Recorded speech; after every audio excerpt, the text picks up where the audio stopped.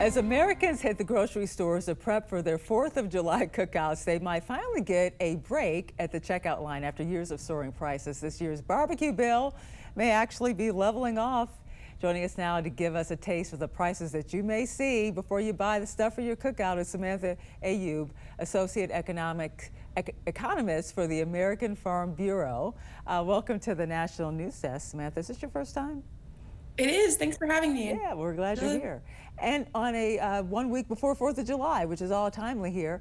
So let's start with the big picture. How does the cost of, a 4th of July cookout this year compare to last year? Yeah, we're seeing basically unchanged prices from 2024.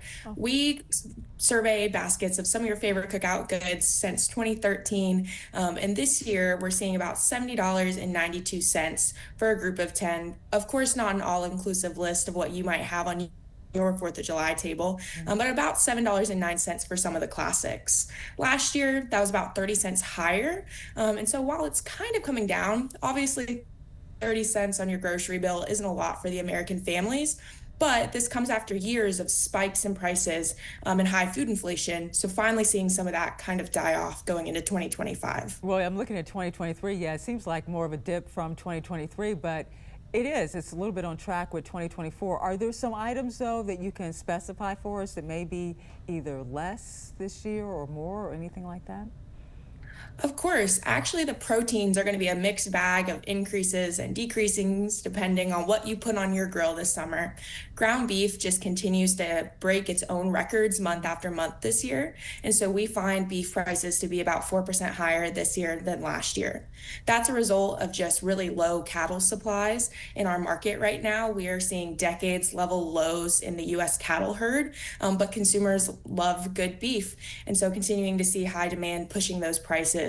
On the other side, pork chops are down almost 9% this year in our national average. And so we see the opposite coin of that supply problem of there are a lot of hogs out in the market causing your pork prices to come down, as well as grocery stores maybe trying to combat those high beef prices by putting pork chops on sale as an alternative for the grill. What about some of those side dishes like the potato salad? We're looking at it here, 2.5 pounds, $3.54, maybe a sweet treat like a cookie or an ice cream. What are your thoughts on that?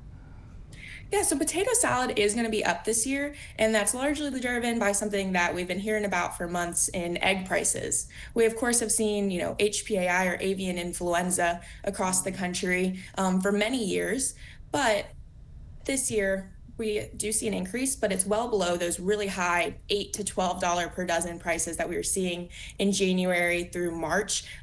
When HPAI was really high. So egg prices have come down. They're less than half of what we were seeing at the beginning of this year. So not a complete relief for American families, but much lower than that really high amount.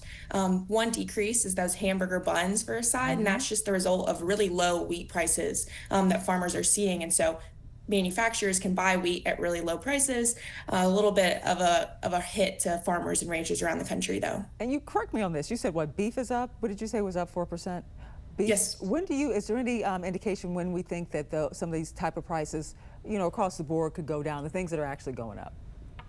Yeah, so beef prices are an interesting one because cattle markets actually follow a cycle. And so we have to wait until farmers and ranchers start keeping animals in their herds to increase the just amount of animals that are out in the supply chain. And so because we have such low numbers right now, it'll be about probably 2 years before we start to see that herd expand and have more supply to meet the high consumer demand out in the grocery store. Farmers are really getting squeezed. Tell me about that very quickly. I have like 30 seconds left. Yeah, so farmers get hit with inflation just like American families. The price of actually producing food to go into the grocery stores is going up, whether it's fertilizer, which is largely imported, whether it's labor costs, which go into our strawberry costs that we see going up as well. At the same time that, like I mentioned, row crop prices are very low right now. So getting squeezed on both sides, making what is already tight margins almost non-existent or negative, but still dedicated to putting food on the shelves of American families. All right. Thank you so much, Samantha Ayoub with the American Farm Bureau. Thank you for joining us and have a good 4th of July next week. Happy 4th.